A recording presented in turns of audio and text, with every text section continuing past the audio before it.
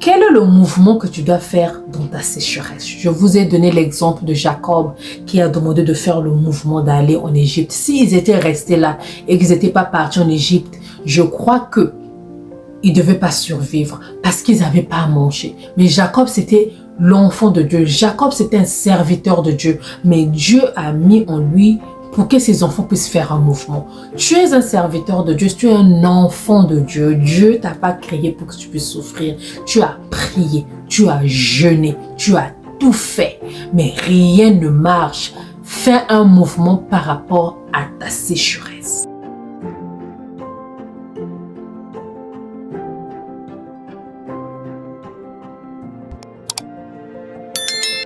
Hello everyone, welcome and welcome back à tout le monde. J'espère que vous allez bien. Moi, ça va bien par la grâce de Dieu. Mon nom est Bélia. Si c'est votre première fois, vous êtes welcome. Si ce n'est pas votre première fois, welcome back. Aujourd'hui, je veux parler de la famine et la sécheresse dans ta vie. Tu vis une famine ou une sécheresse dans ta vie. Cette famine que je parle, ce n'est pas la famine de la nourriture, ce n'est pas la sécheresse de la nourriture.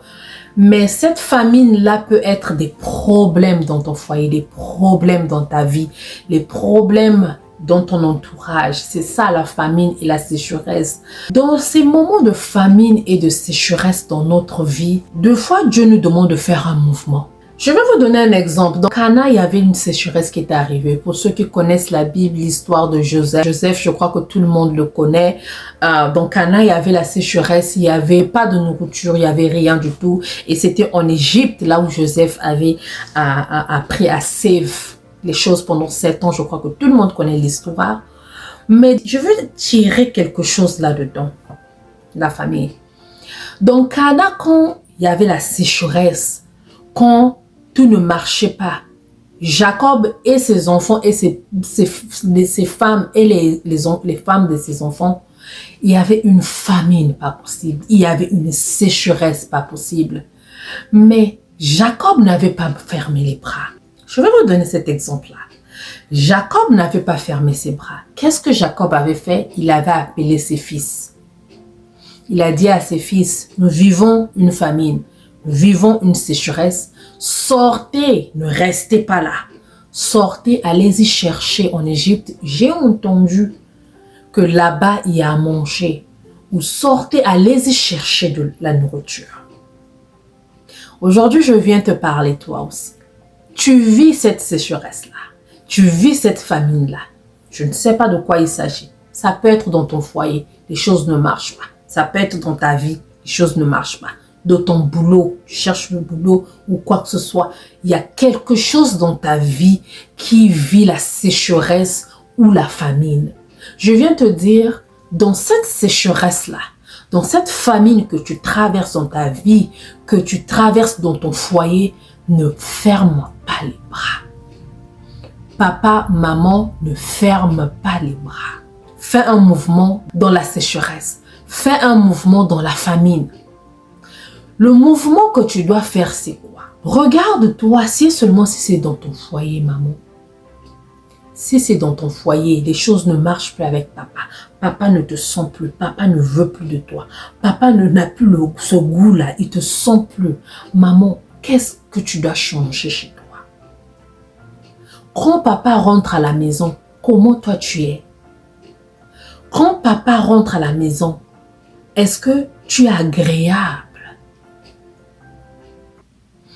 Dans votre intimité, qu'est-ce que maman, toi, tu fais? Maman, les choses ne marchent pas avec papa. Papa ne te ressent plus. Papa ne te voit plus. Maman, le make-up là qu'on met, ce n'est pas seulement pour le dehors. Il y a beaucoup d'entre nous, on le fait quand on est dehors. Quand on est à la maison, on enlève les perruques, on jette. On enlève le make-up, on enlève. Mais ton mari est là. Fais-toi belle pour ton mari. Sens bon pour ton mari. C'est ça le mouvement que tu dois faire. Maman, regarde, les choses ne marchent pas dans ton foyer. Qu'est-ce que tu dois faire pour que les choses puissent marcher dans ton foyer?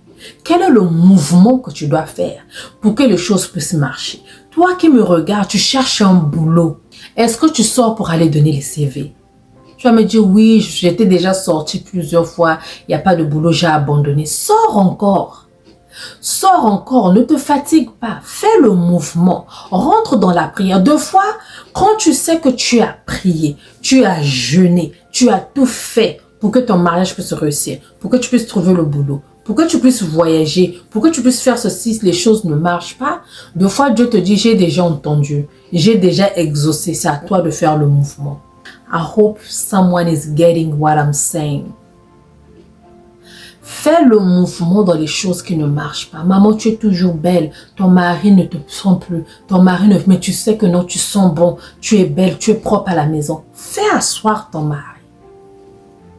Parle à ton mari. Quel est le mouvement que tu dois faire pour arranger les choses dans ton foyer? Tu vas te dire, non, maman Bélia, je suis toujours clean. Je sens bon pour mon mari. Oui.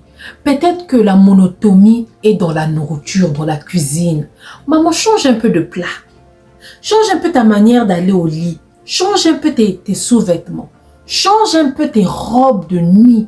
Change un peu même ta manière de marcher quand ton mari est là. Ah oui, moi je parle des maris là. Maman, bouge un peu ton corps quand ton mari est là. Donne-lui un peu l'envie. Qu'est-ce que tu fais qui emmène la monotonie? Deux fois on se dit que non, je suis mariée, on est déjà mariés, on est là, bon, on va faire quoi? Ah, on a déjà des enfants, on va faire quoi? Non. Le mariage ne s'arrête pas au mariage seulement. Le mariage ne s'arrête pas seulement aux enfants. Les enfants vont grandir, vont partir. Vous allez rester. Si seulement si quand les enfants sont là, vous sentez plus rien. Quand les enfants vont partir, c'est sûr que vous allez plus rester ensemble. Maman, fais le mouvement dans la sécheresse. Papa, fais le mouvement dans la sécheresse. Ça dépend de ton cas. Si c'est dans le boulot, fais quelque chose, change ton CV, cherche les choses. Là où tu déposais, change un peu d'endroit. Je viens vous dire de faire un mouvement dans la sécheresse. Dans ta sécheresse à toi, fais ton mouvement. Je ne connais pas ta situation. Ça peut être que c'est les enfants que tu cherches. Tu as prié, tu as vu les médecins ou quoi que ce soit. Il n'y a pas d'enfant ou quoi que ce soit. Maman, donne ton corps à papa, fais-le plusieurs fois. Peut-être que Dieu te dit, ok, j'ai déjà donné les enfants. C'est à toi maintenant de rentrer dans l'action. Là, je parle des maris.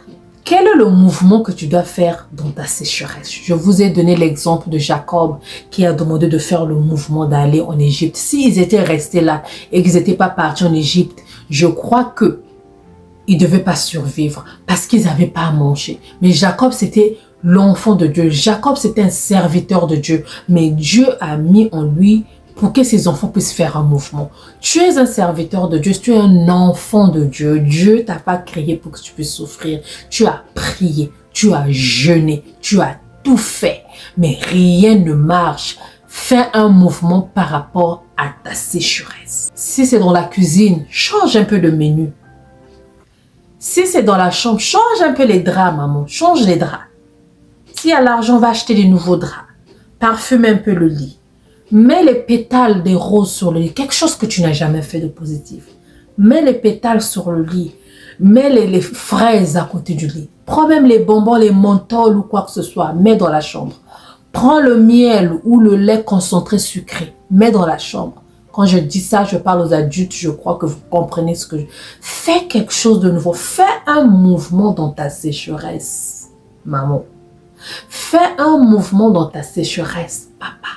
Je ne sais pas quelle est ta situation, mais des fois tu as trop prié. Tu as trop crié. Dieu te dit, j'ai entendu, j'ai déjà donné. Mais c'est à toi de faire maintenant le mouvement. Que ce message que je viens de donner puisse t'ouvrir les yeux. Où est-ce que tu dois faire le mouvement? Qu'est-ce que tu dois faire que tu ne fais pas? Peut-être que cela va t'apporter la solution dans ton problème, dans ta sécheresse ou dans ta famille. Merci d'avoir suivi. J'espère que vous avez aimé. Si seulement si c'est le cas, aimez la vidéo, partagez et abonnez-vous. On va se voir à la prochaine par la grâce de Dieu. Gros bisous. Bye bye. Si vous êtes arrivé à ce niveau, je vous dis un grand merci. Merci à vous qui avez suivi. N'oubliez pas d'aimer la vidéo, de la partager et de vous abonner.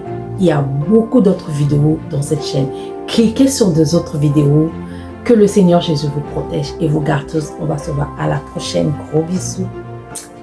Bye bye.